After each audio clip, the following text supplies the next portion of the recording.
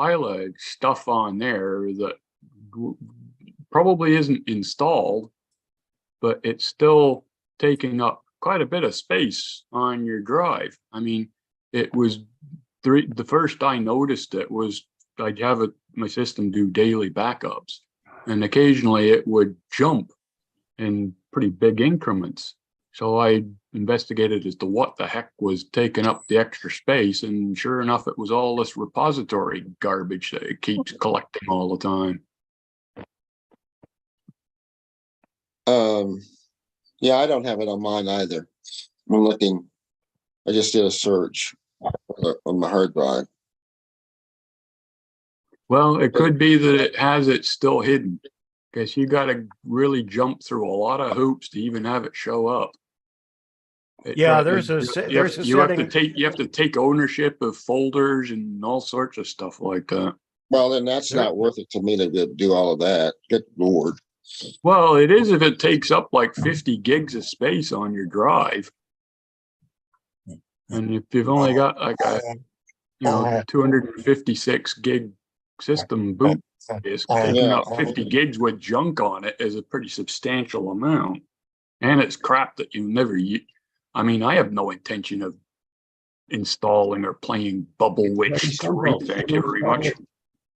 You uninstall all that crap. It's part of the apps that got installed, and they're very simple. No, it's not. It's not installed though. It's just dumped in your system. It's not installed. It's in the repository. So if you do a normal search for it, it won't show up at all. How much space did you gain, Steve, from doing all that? Oh, 40 gigs.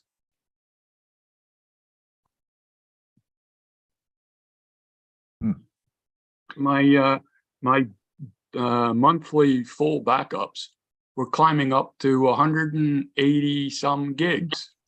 And I'm going, wait a minute, what's going on here? Because normally the ones before that were like 127.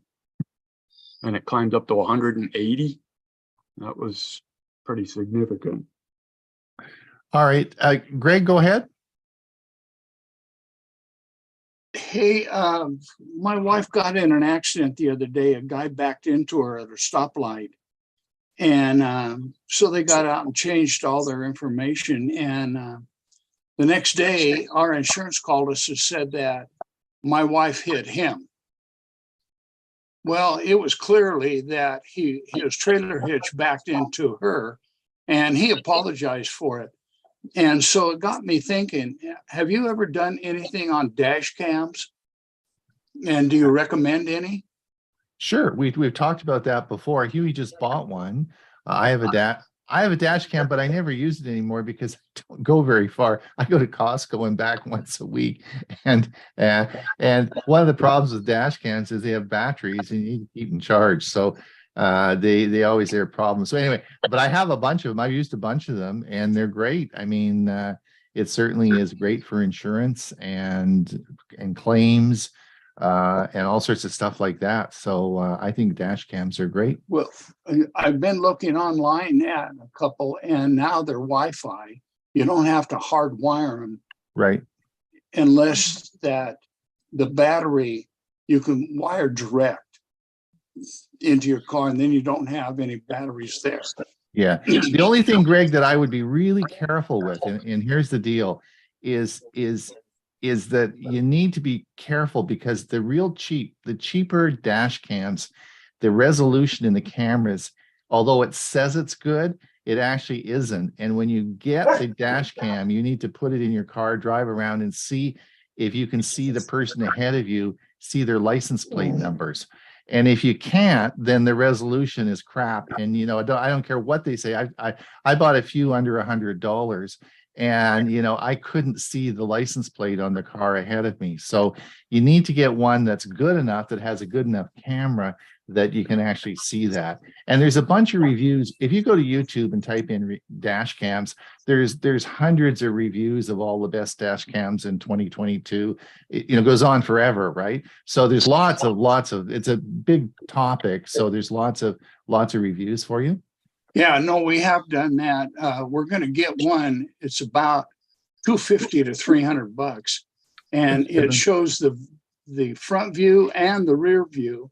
Plus, it records all the conversation inside the cab.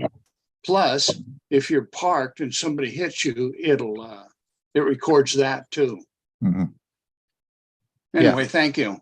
Yeah, so it's good. It just makes sure when you use it, you can see the license plate of the person ahead of you. That's the important thing.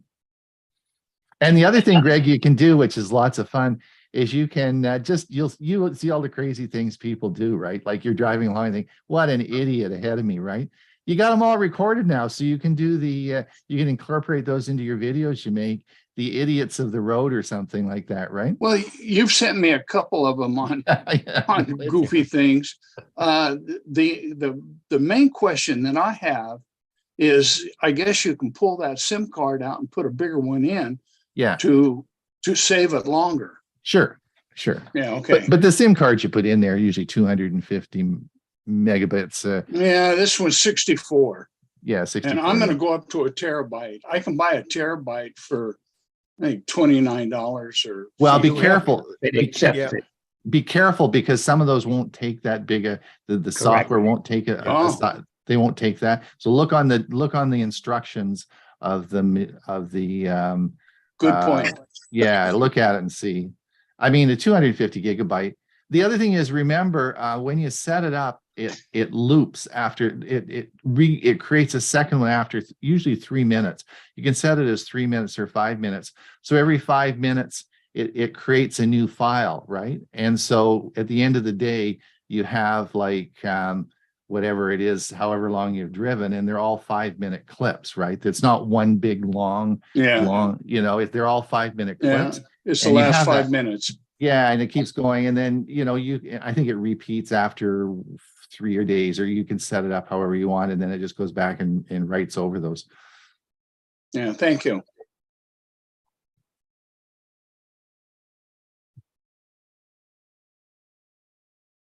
If you're over listening on YouTube, welcome. Welcome to Tech for Senior. We're just sitting having a chat, and we will start the show, our first show of 2023, in about 15 minutes. Do we have any sober people here today? Mike, yes. We had some people over for dinner on New Year's Eve, and I made a rule that they had to leave by 8:30 because then 9:30 is my bedtime. So they had to get the heck out of the house. I said, fine, you can come over for dinner. But I said, you got to leave by 8:30. Our community had a New Year's Eve party from 2 to 4 p.m. Yeah. I think Silveridge, Greg, wasn't it Silveridge? They had to dance the evening away, and it was from 7 to 8:30. Well, yeah, they played about to 9. Yeah, and we still are in bed at 9:30. So whoopee. They said dance the night away, and I thought, okay. That's just part of getting older. You're absolutely right. Yeah. Boy, you have no idea how much older I am. How late did you stay up? Me? Yeah. Oh, I night owled it. I didn't go to bed till 9:30. Oh, really? Well, that's pretty good. I watched football right up to midnight, the Georgia Oh, okay. Yeah. Ohio State game, which actually ended almost at the stroke of midnight. Ah. Someone's at the front. Even if I got to bed early, there are firecrackers in Central Park, which is not too far away, and they always wake me up, so I know it's midnight. There you go. There you go. Well, Carl, welcome. They started here about 10 o'clock and went till about 2 in the morning in my neighborhood. And not in our community, but outside of it, the streets, they do a lot of fireworks. Are they legal there? Yeah. Oh, I see. Okay. Here we have a bunch of idiots who fire guns. Yeah. They don't realize, what goes up does come down. Yeah. Yeah, they always have a house or two fire here. But I didn't hear anything at all last night, and I'm in Oklahoma City. Carl, go ahead. Yeah, I've noticed in the chat, people were putting temperatures, and I went to look at my indoor-outdoor thermometer, and it was flashing. So I replaced the 3 AA batteries on the inside unit, and I have a little sticker on the back. I put the date last time I did it, which was November of 2021. So I wrote the date down, 1/2/22, and I had to get my eraser out. Everybody's got to watch their checkbooks too. Yeah, that's true. Yeah. Greg, Hey, is Murray still around? Murray I don't think is Murray here today? Not so far. Haven't seen him. I haven't seen him, but I think we talked to him last Thursday on our Thursday show. On Is the Bob Thursday? Baxter? Is Bob Baxter here? Is Bob's checked in yet? No, haven't seen him. Let me know when Bob checks in, eh? You mean Ray Baxter? No, Ray's not here today. Ray's under 10 feet of snow and no power. And he may get his power on in 10 feet of snow in Arizona? no, well, he's up in Pine, Arizona. So he's up on the big hill there. And so he's got lots of snow and no electricity. I don't think the power will be on till tomorrow. So George from Victoria, and you got to have lots of power. Well, do you know my hobbies here? I got Yeah. lots of wires are running around the place. Murray renewed his membership in our computer club, so and that was just a couple of days ago. Okay, yeah. I think we talked to him on last Thursday. We talked to him on the show, so he's around. He'll probably log in shortly. George, have a happy new year. How are things in Victoria? Pretty good. We've not got rain today, which is nice, and maybe we'll get to the beginning of the week without rain. Mm-hmm. Well, spring is coming. Yep. Carl, go ahead. Well, a little ways off yet, eh? I mean, Yeah. jumping the gun there. Yeah. Carl, go ahead. Yeah, I have a question for Mike Ungerman. I just got in the mail Saturday a new rate plan for our Detroit Edison DTE as a parent company, of which I do get a check from them every month.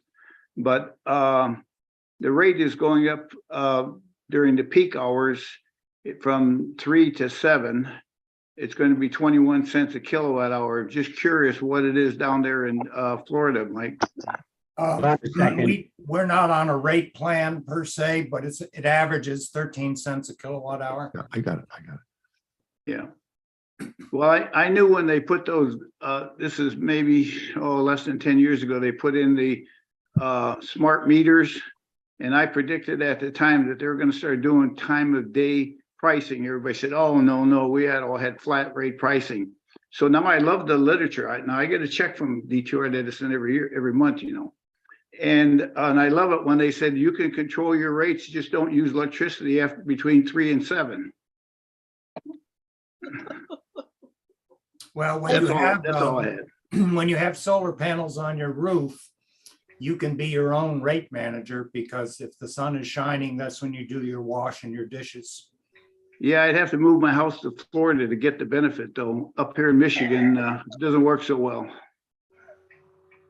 They did that here several years ago. I know Bill James did it for a while. Bob Baxter, welcome. I see you're here, which is great. Good morning. We'll get you to, I'm going to get you to just do like a 1-minute talk or a 2-minute talk on your battery replacement. Is that okay? Yep, I'm ready to do it. We'll do it right after.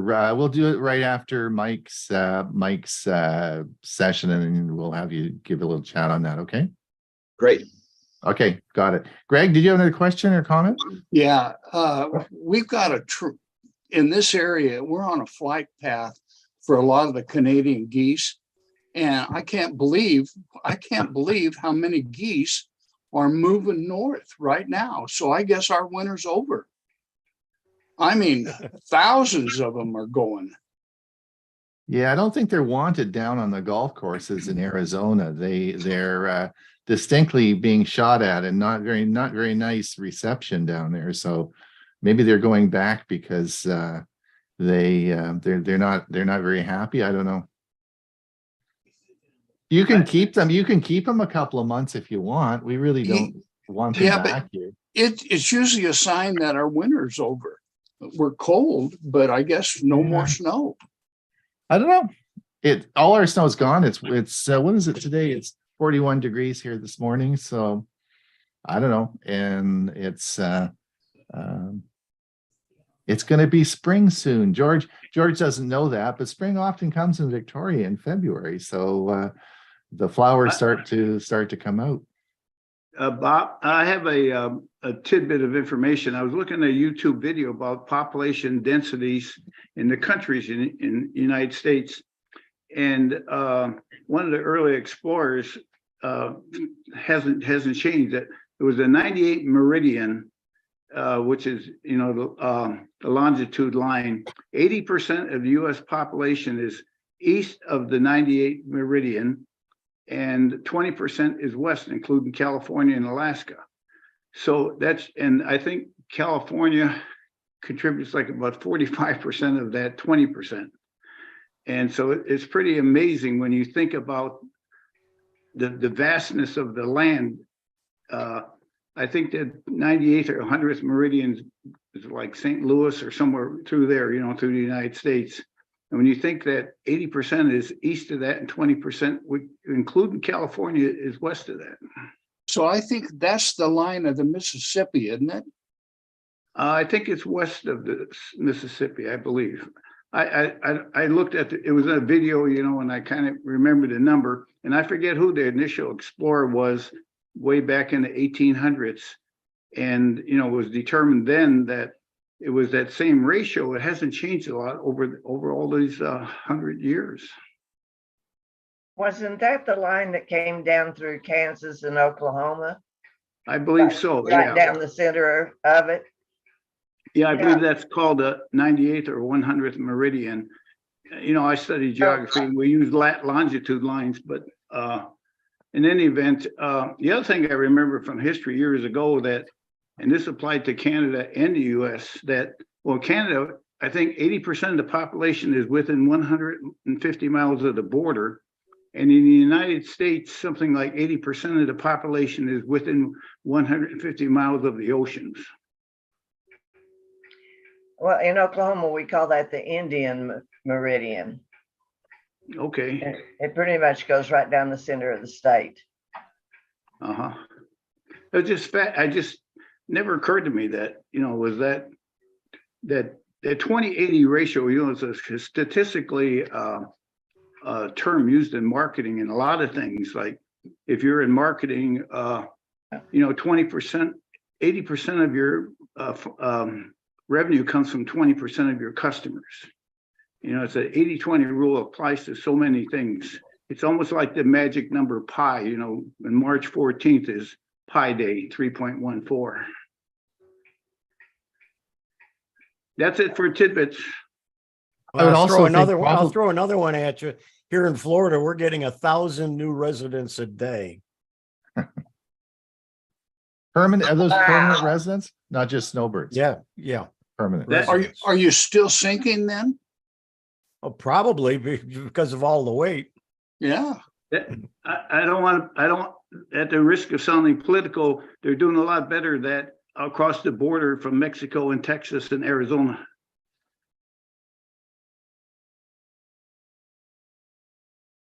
Carl, the other thing is that a lot of the population probably are the large cities were all built on rivers, right? Like it's all not only is it close to the water on each coast, but it's also close to water, which would be rivers, eh? Yeah, that goes all the way back before railroads, of course. That's how you got around.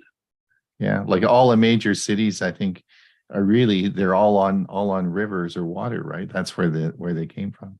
Yeah. Interesting. Well, we're getting close to starting. So if you're wondering when the meeting is going to start, it'll be about another 3 minutes. So we hopefully, how many do we have? Yeah. 2023.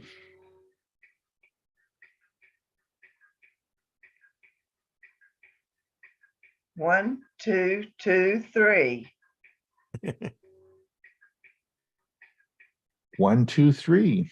No, 1, 2, 2, 3. That's right. That's right. I'll share something interesting. In Olympia, Washington, we had the largest tide we've ever had, and it flooded part of downtown Olympia. It was 18.2 feet. Ouch.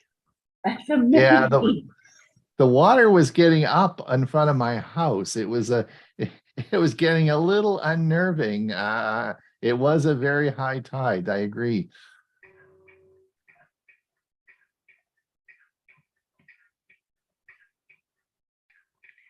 Ron,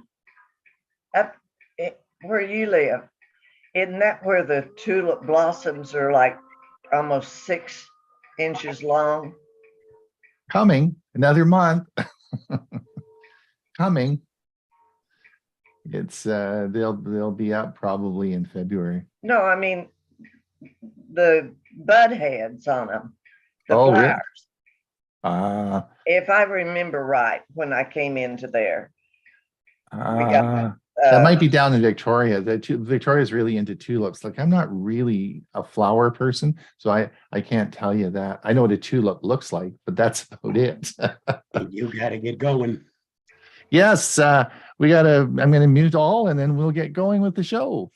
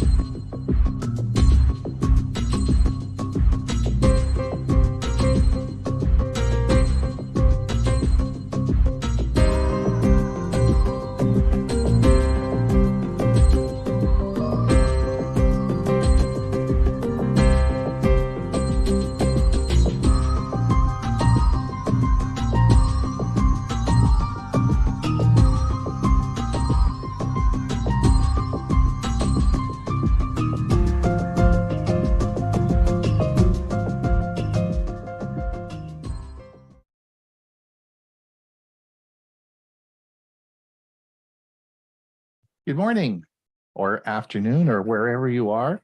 It's Tech for Senior. I'm Ron Brown. I'll be your host today.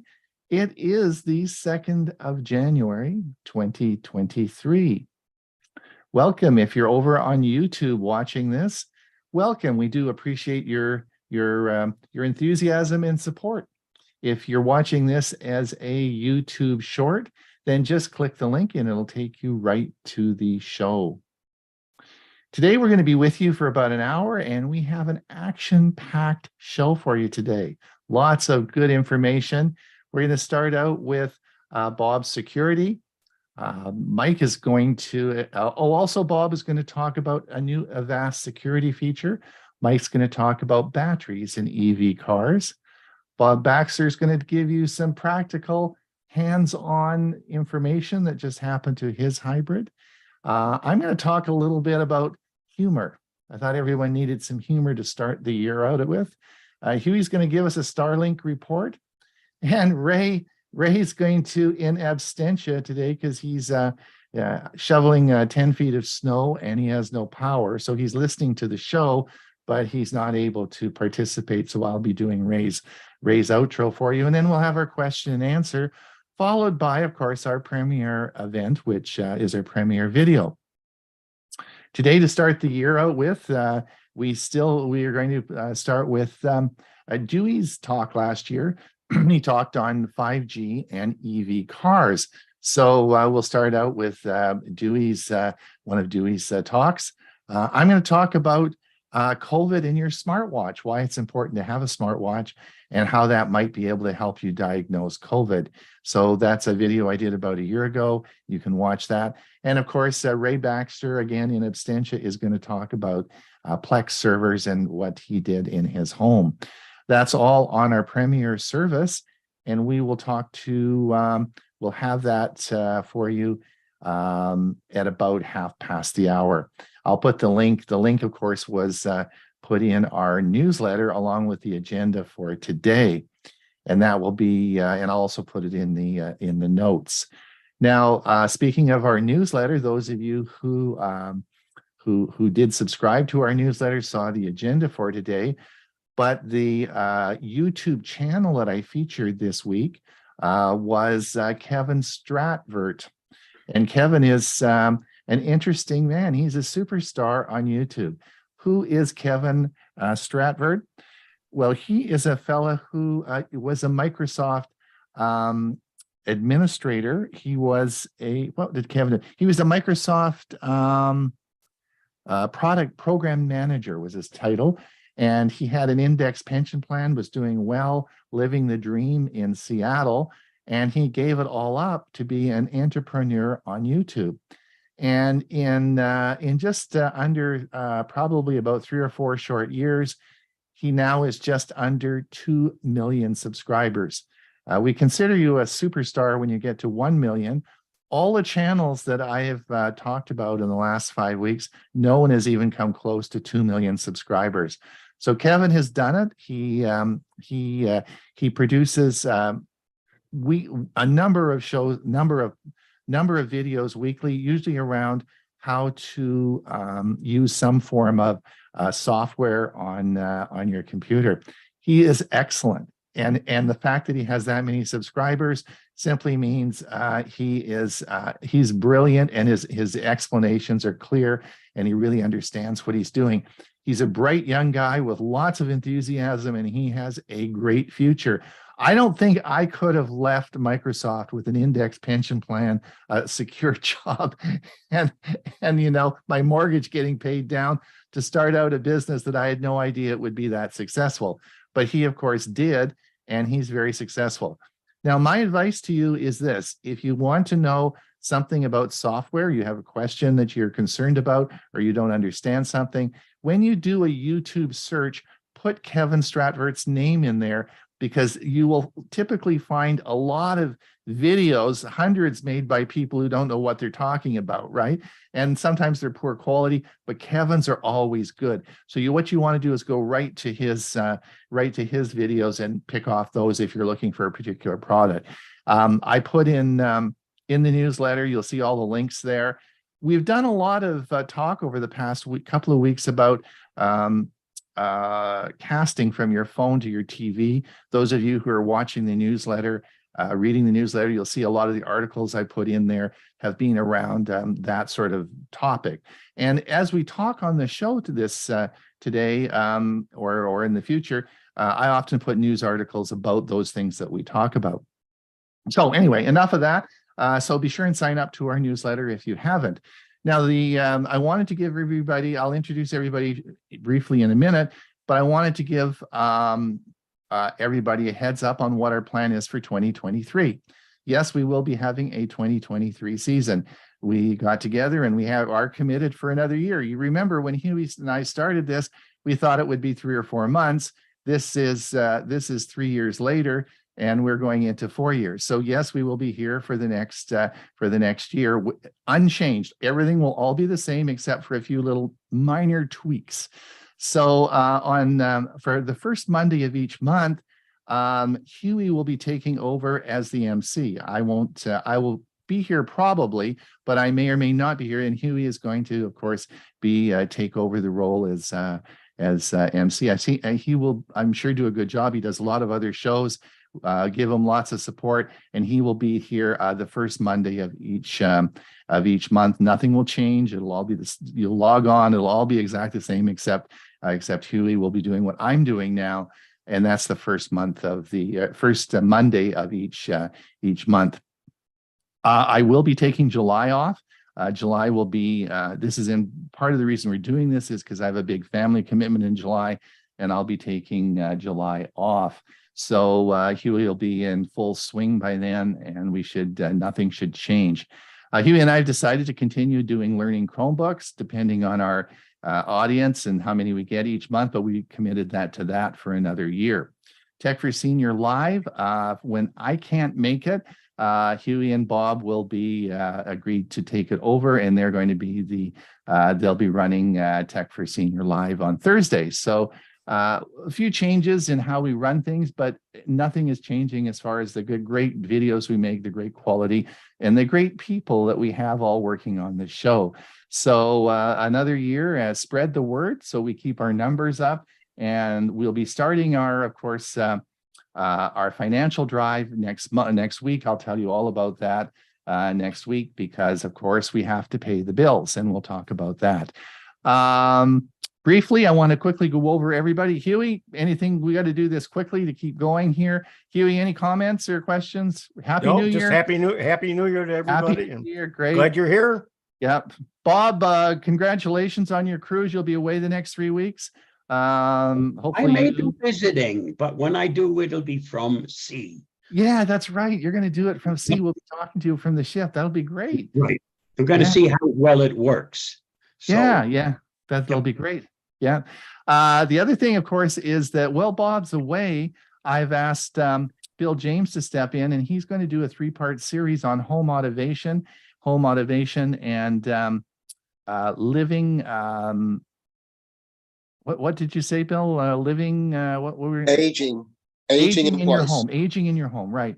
And he's going to do it, aging in your home and home automation. So this will be a 3-part series, and it will take. It'll be in Bob's spot, the first 10 minutes for the security news update.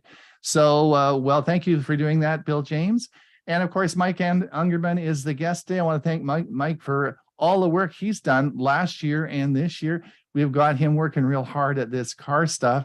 So I think it's important, because I think it's a good, interesting topic, and I think everyone's going to be interested, as you'll see today. So Mike, thank you so much for doing that. And you're just sitting there smiling as the power grid on your roof makes you money, right? There you go. Money I'll probably wind up spending on that EV. Yeah. Okay. All right then. Bob, do you want to, I think, did I miss anybody? I don't think, of course, Ray's not here. Ray, if you're listening, I've got all your stuff. We're going to, no problem at all. Just sit back, take some time off from shoveling snow, and listen to the show. Okay. Bob, do you want to take it ahead? There you go.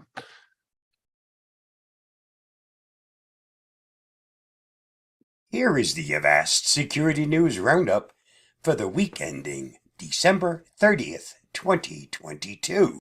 Facebook to pay $725 million to settle a lawsuit over Cambridge Analytica data leak. Meta Platforms, the parent company of Facebook, Instagram, and WhatsApp, has agreed to pay $725 million to settle a long-running class action lawsuit filed way back in 2018.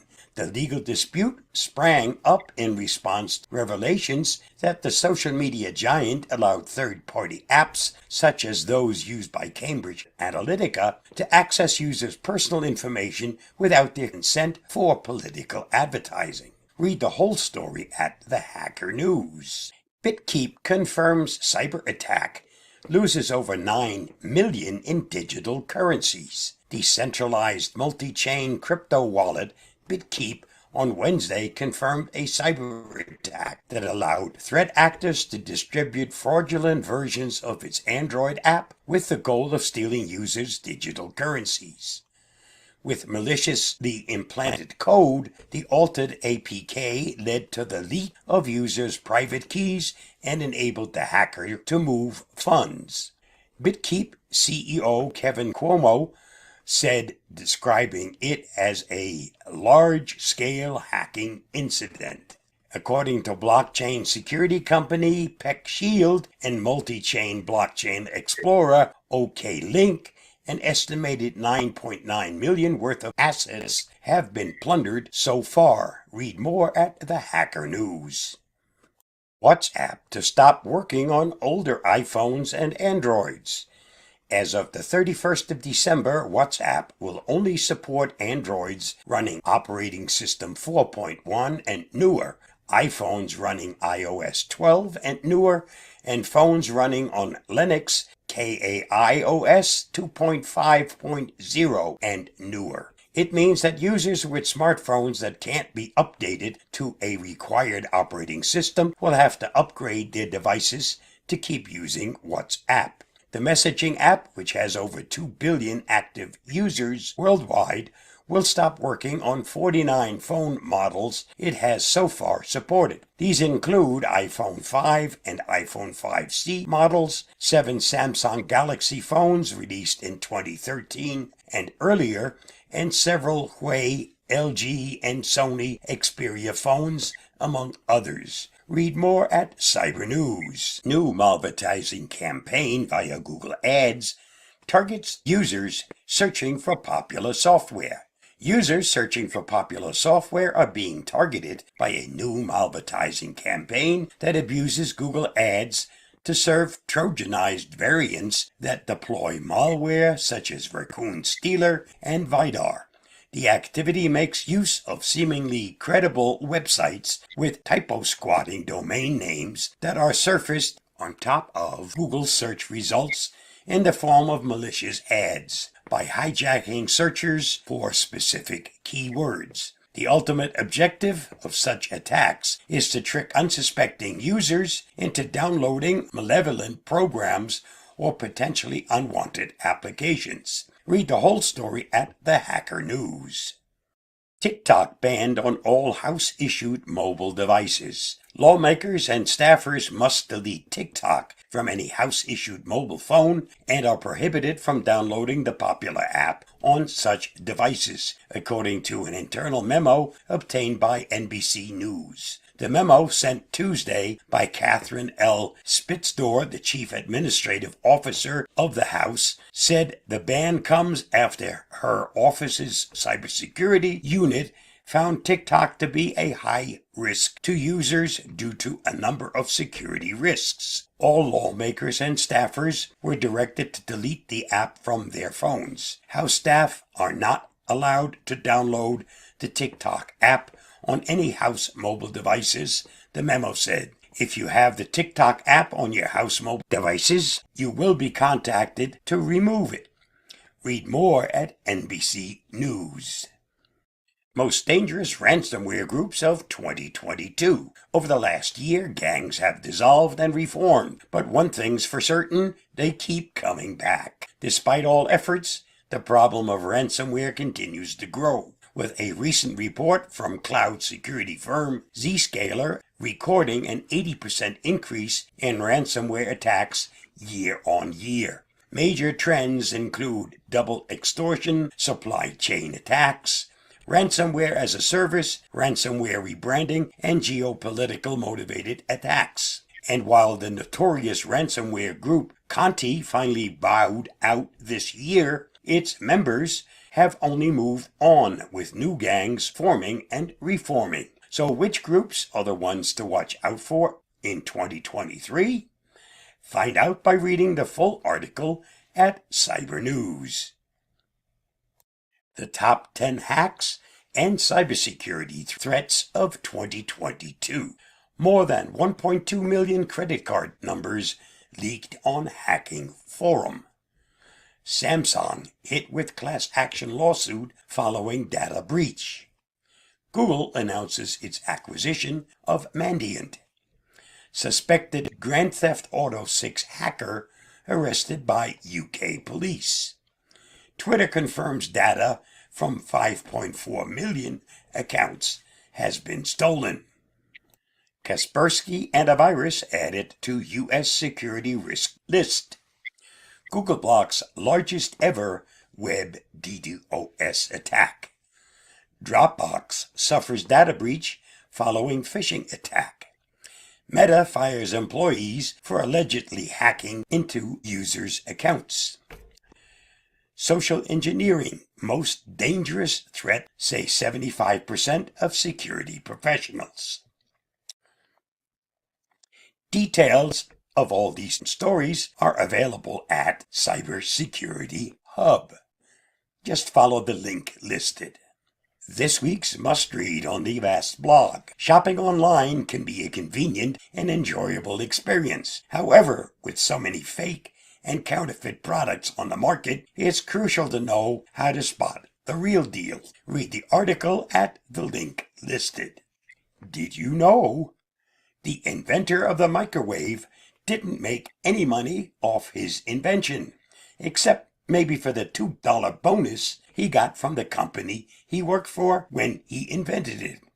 In 1999, Google co-founder Larry Page wanted to sell his fledgling company to Excite for around $750,000. Excite declined. Today, Google is worth around $2 trillion. Phantom vibration syndrome is the name for when someone thinks their phone is vibrating, but it's not. I just thought you'd wanted to know. That wraps up this week's Avast Security News Roundup. It also wraps up another year. Have a happy new year and a happy 2023. I'll see you again next week. Bye-bye.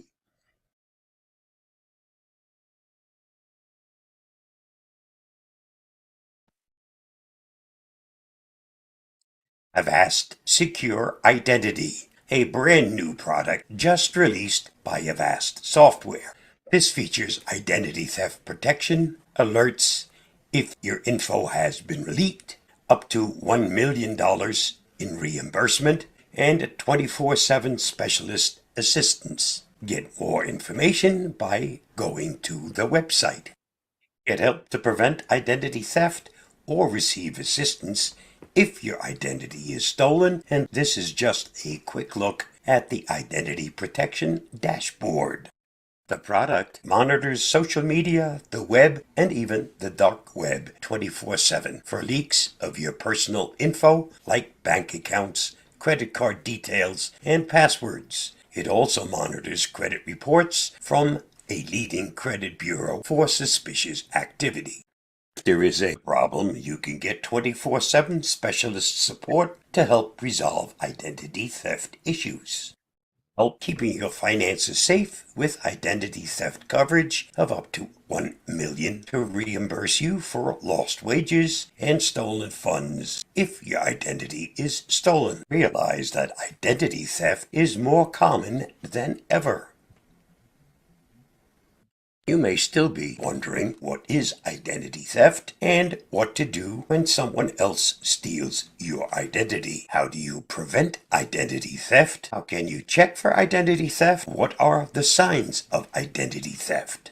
Secure Identity is a paid product, and the prices shown are as of the date that I created this video. Prices are always subject to change. Current prices and offers are listed on the Avast website. I've posted a link to that website. I hope this helps. Stay safe, stay secure, and I'll see you again soon. Bye-bye. Thanks.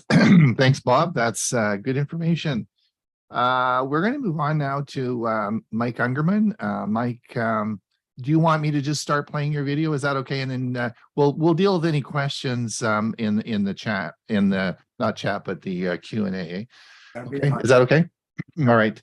All right. Let me just share my screen and we will go ahead and play Mike's video.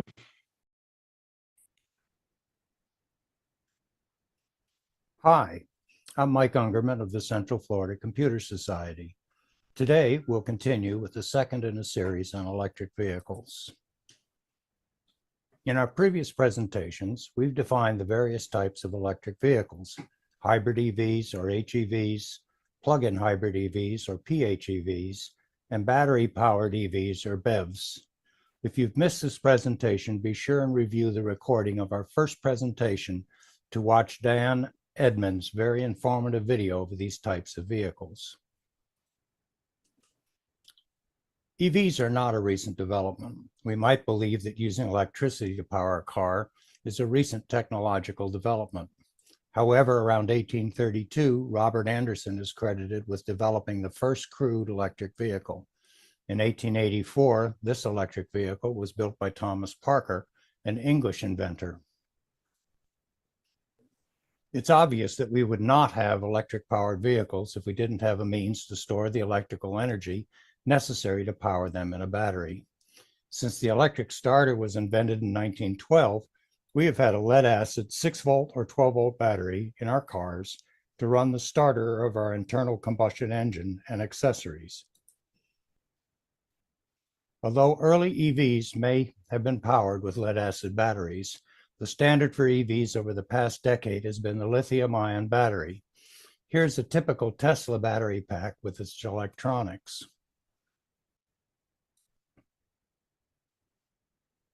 We have a guest lecturer today in that Dr. Billy Wu of the Dyson School of Design Engineering in the Imperial College, London, has authorized us to show his video on battery basics, an introduction to lithium-ion batteries. It has been abridged to fit in the time allotted. The full link is shown at the bottom of the video and is posted in my YouTube playlist at the end of the presentation.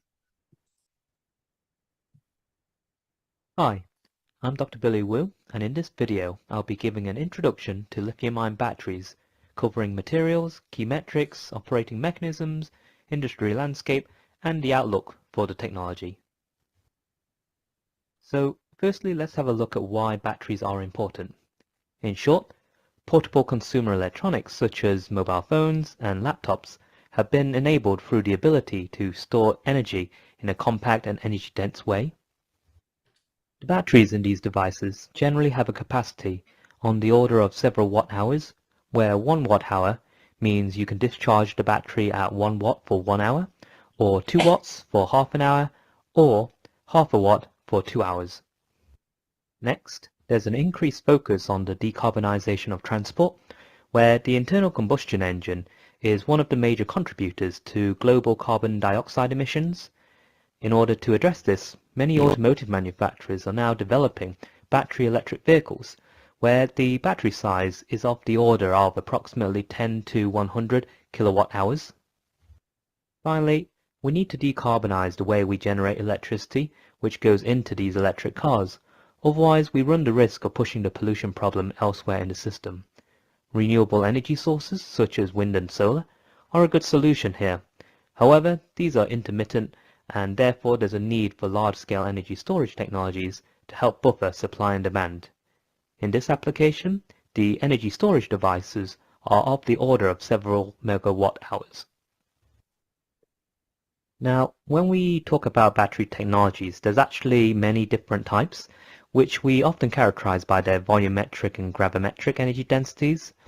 As a point of reference, petrol has an approximate energy density of 9,500 watt-hours per litre and 12,800 watt-hours per kilogram.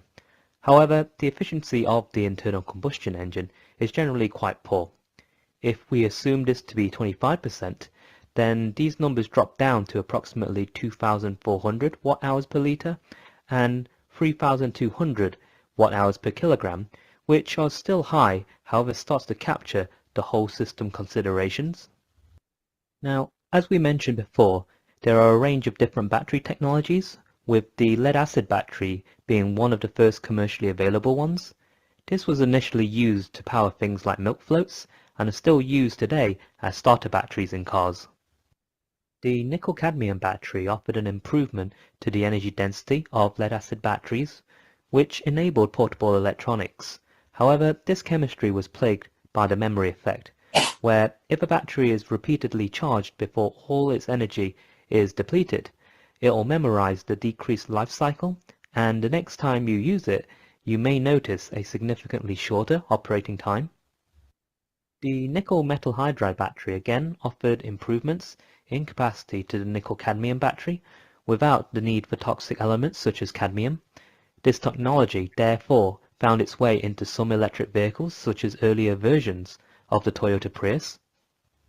However, the real breakthrough in energy storage technology was with the advent of the modern-day lithium-ion battery, which typically consists of a graphite anode and a transition metal oxide cathode. This technology is the one which is powering your mobile phones and electric vehicles. Now, whilst lithium-ion is well established, many people are also researching next-generation technologies. This includes lithium metal anodes, where we replace the graphite with pure metallic lithium. The challenge here is preventing the major failure mode called dendrite formation, where shards of metallic lithium can cause internal short circuits. Here, solid-state battery technologies are being heavily researched as a solution. Beyond that, we have lithium-sulfur batteries, where the cathode has been replaced with sulfur, which has an exceptionally high capacity and low cost. And finally, metal air batteries such as zinc air and lithium air have long been researched as the ultimate solution for energy-dense batteries, but still suffer from significant challenges. Okay, so let's now focus on the lithium-ion battery and have a look at how this actually works. Here you can see a diagram which represents the cross-section, which you can visualize as having a structure similar to a roll of paper which is connected to the positive and negative terminals. If we then zoom into the cell, we can see it's made up of a number of different layers. First, we have a copper foil which acts as the current collector for the anode. Then we have a porous anode which is normally made up of graphite. On top of that, we have a microporous separator which prevents the anode and cathode from touching each other. Then we have a porous cathode which is made up of a transition metal oxide and a aluminium foil which acts as the cathode current collector. In each of the porous phases, we also have a liquid electrolyte which allows for the movement of lithium ions. When the battery is fully charged, lithium exists in between the carbon layers of the graphite.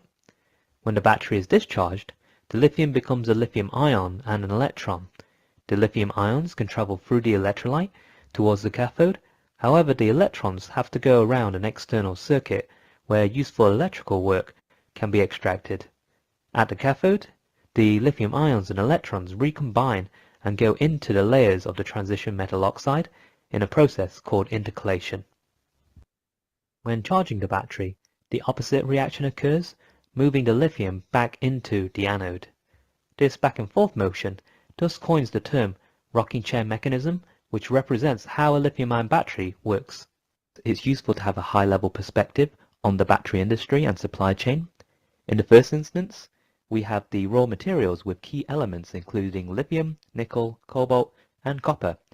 Here, where the materials come from can be important, and also how ethically these are sourced. Next, these raw materials are then converted into precursors needed for the active material manufacturing. Here, key considerations include what form of lithium precursor is used, i.e. a lithium carbonate or a lithium hydroxide. The processing method used also is important in terms of the quality of the material produced. Next, these active materials are then mixed and coated onto their current collectors to make electrodes. Here, the manufacturing conditions are critical for good performance. Then, these electrodes are made into cells with different form factors with a resulting formation cycle which can define their future performance. These cells are then taken by Tier 1 automotive suppliers or high-volume automotive companies and made into modules and packs with thermal management systems and battery management systems. Then these are put into vehicles for the lifetime of their use where the load profile and environmental conditions can define their performance. Then, at the end of life, when a pack has reached 80% of its original capacity, these can either be used in second life applications such as stationary energy storage or be recycled. Now, as we scale up batteries to the millions needed for electric vehicles, we also need to consider how these are made. In the first instance, we take the active materials of choice and then mix these together with conductive carbon additives, a polymeric binder, and a solvent. The ink is then mixed and coated onto current collectors, after which the electrode is dried to remove the solvent and then calendared or compressed to increase the volumetric energy density. These electrodes are then cut and stacked into the cell form factor of choice, and then the electrolyte is introduced with the cell then being sealed.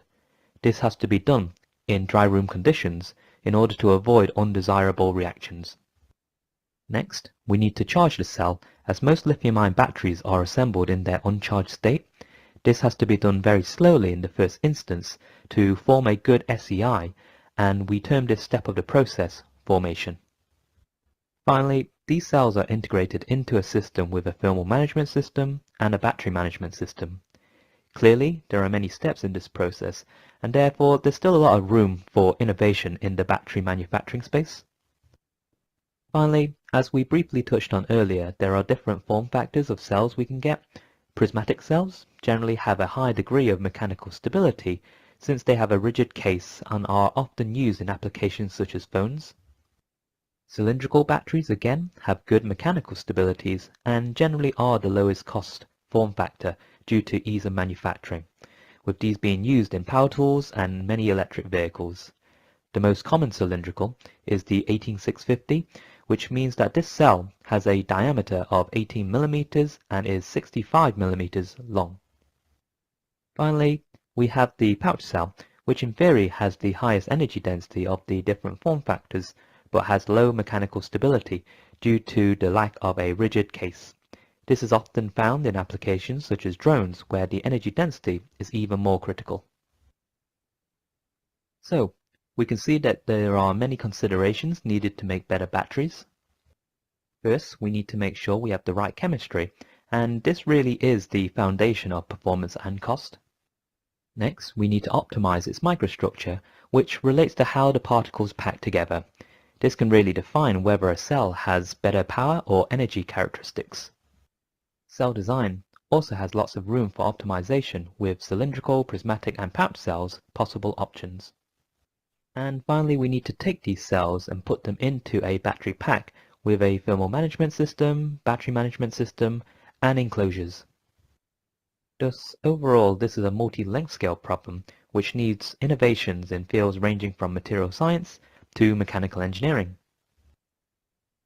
So, to summarize, lithium-ion batteries are increasingly more commonplace. There are many different types of batteries which are defined by their anode and cathode materials. With lithium-ion batteries, they work via a rocking chair mechanism where the lithium moves back and forth between the anode and cathode. The key metrics of interest are cost, energy density, power density, safety, lifetime, operating temperature, predictability, and recyclability. The industry landscape for batteries covers many different aspects from mining, chemical processing, electrode manufacturing, cell and pack manufacturing, integration, and recycling. Within the lithium-ion battery space, there is again a variety of different anode and cathode materials, with the most common anode material being graphite, but with a general move to graphite silicon composites and potentially metallic lithium. The most common cathode material is NMC, where the move is towards more nickel-rich chemistries. Key performance metrics include C-rate, capacity, and energy, where we looked at some datasheets and discussed the role of power and energy cells. And finally, we discussed the different form factors, which include cylindrical, prismatic, and pouch cells. So hopefully this video was a useful introduction into lithium-ion batteries, which covered the core principles of how they worked and key considerations. My thanks to Dr. Billy Wu for his comprehensive tutorial on lithium-ion batteries. There's a lot of science and math in his presentation, but for many of us, some basic information we should all understand if there's an EV in our future. In my next presentation, I'll focus on improvements in battery technology beyond lithium-ion. Many improvements are under development now and will be produced in the not too distant future. Some of these technologies are actually now available in EVs that will be sold in 2023 and 24. As I researched YouTube videos supporting battery technology, I added them to a playlist to share with our viewers. This is an active list, including Dr. Wu's unabridged video, and they will update as I discover and add new ones. Feel free to browse them at your leisure. The address is https://bit.ly EV-batteries. That'll be a shortcut to get to the playlist.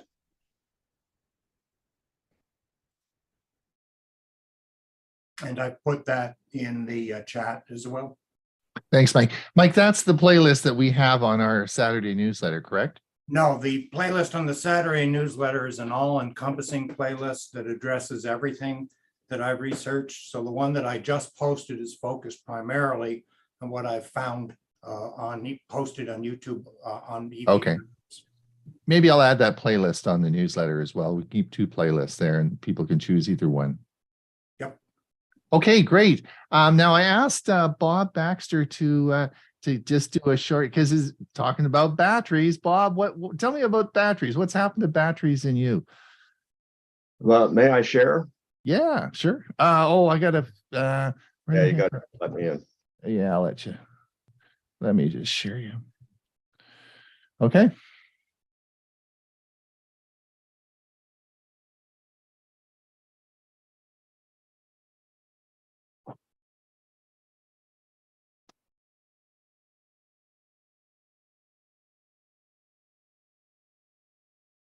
So I have a 2010 Prius.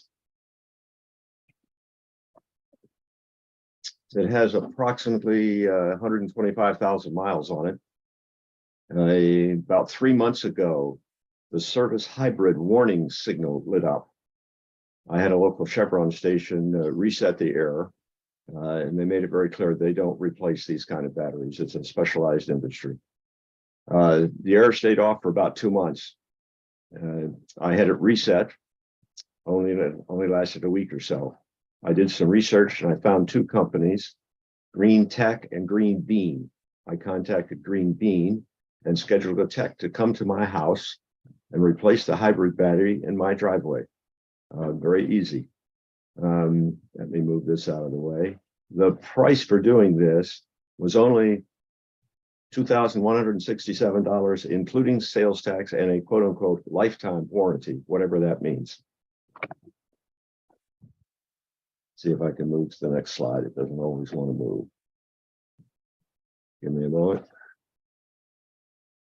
In order to do this, I had to clean out the back of the hatch area.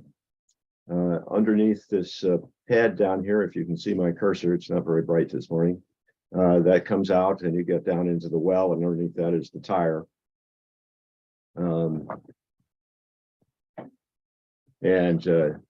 Oops, one part. And this is what it looks like when you get all the way underneath it.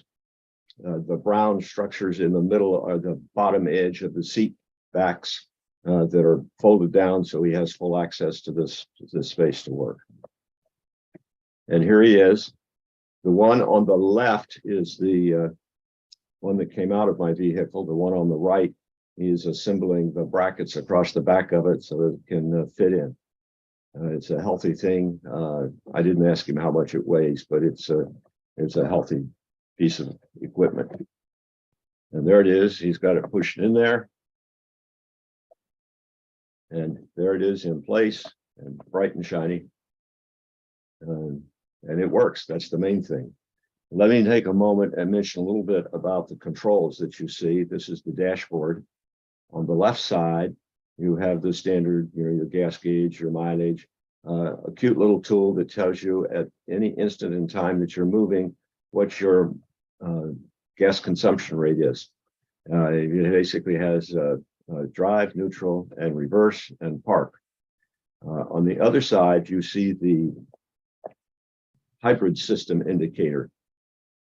As you drive, a line will move from left to right. There is a setting that lets you get some extra power. It takes more gas. And as you back off of the gas, you're going down the hill, it'll drop back into here. As you apply the brakes, the line will move over this way, and you can see these bars in this simulated battery. As it is charging, they'll stack up towards the top. As you're driving, it goes down to the bottom.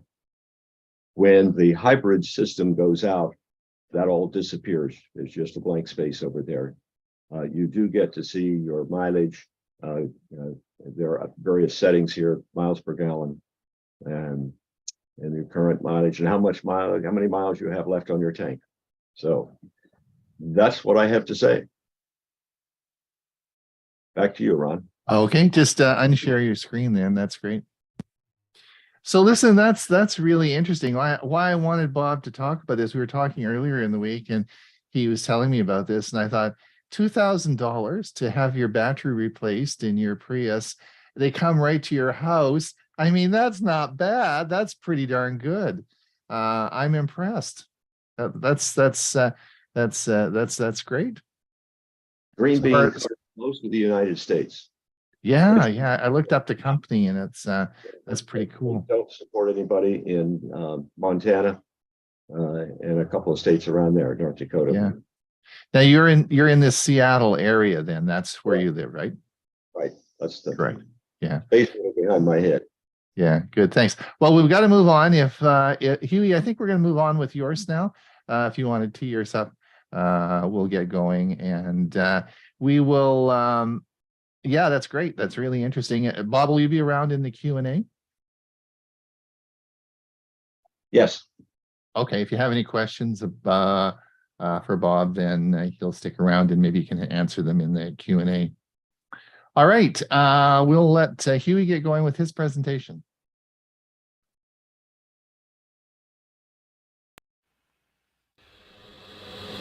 The Starlink Report. This is The Starlink Report. I'm Hewie Poplock. SpaceX launched 54 more Starlink internet satellites Saturday, December 17th from the Kennedy Space Center in Florida, using a Falcon 9 booster on its 15th flight to space, a record for the company's reusable rocket fleet.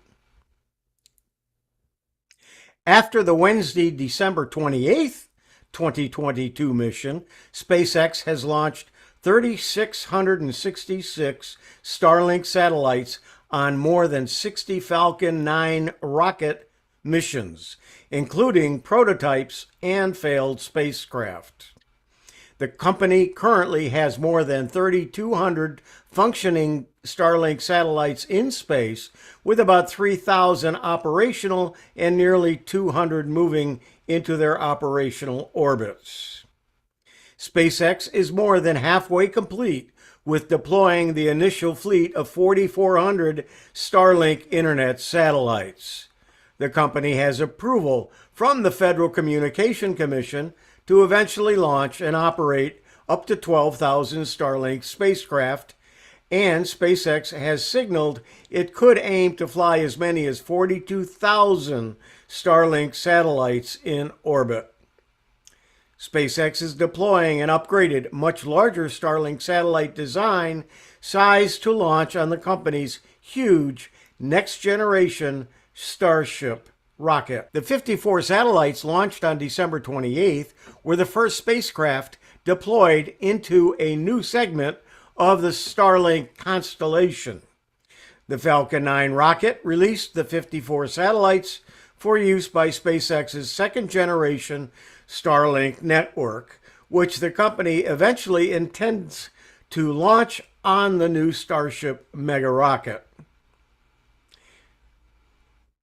These Starlink satellites are similar in size to SpaceX's existing Starlink spacecraft and not the larger Gen 2 satellites destined to fly on the huge new Starship rocket, or even the mini Gen 2 satellites. There were 54 satellites on the Falcon 9 launcher, which were the same number of SpaceX has launched on many recent Starlink missions.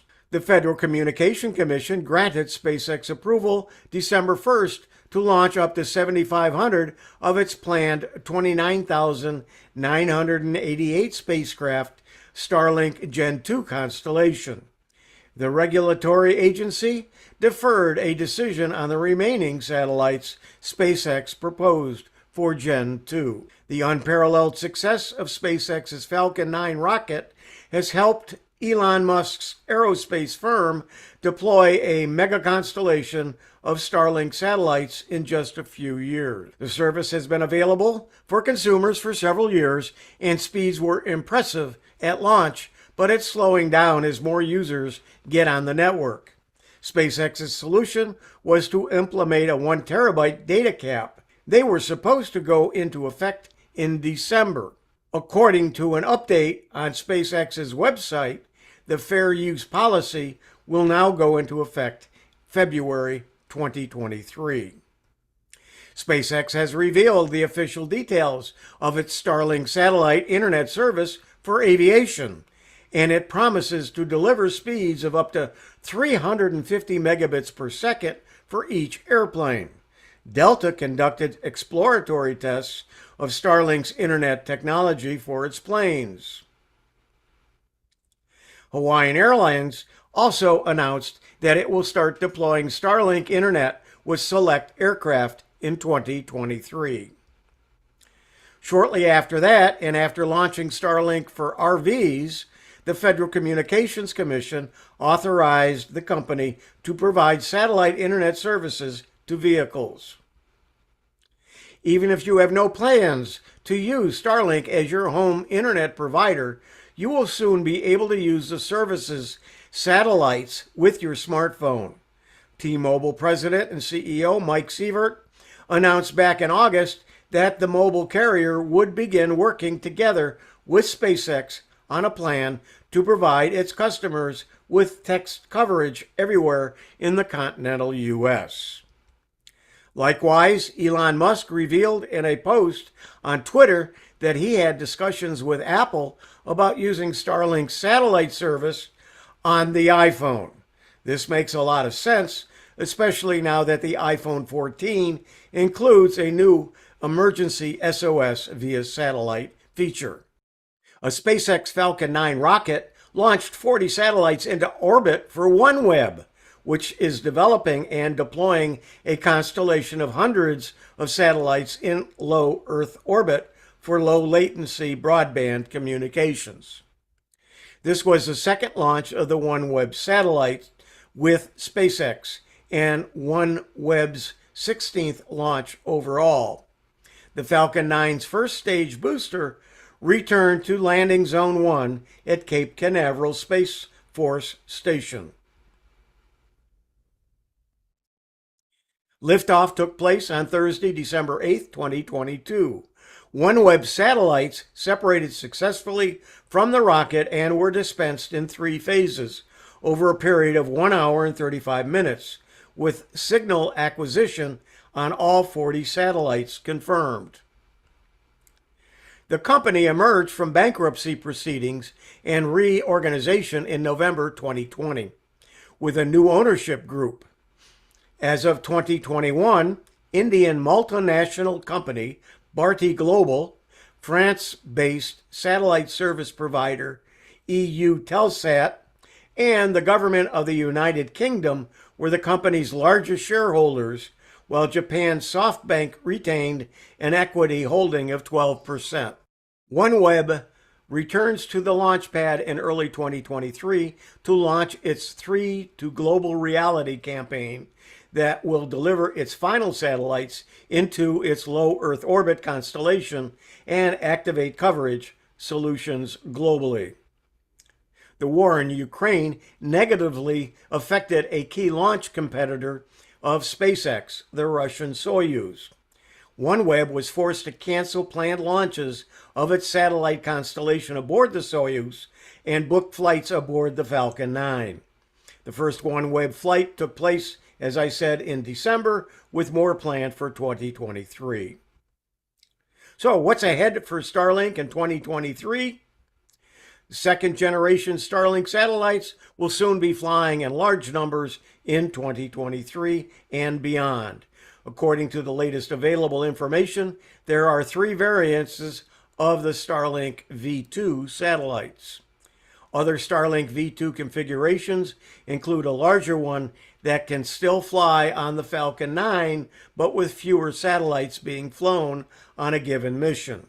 A third configuration is meant exclusively for the Starship flights, and these satellites are expected to start flying once a successful orbital test flight is achieved.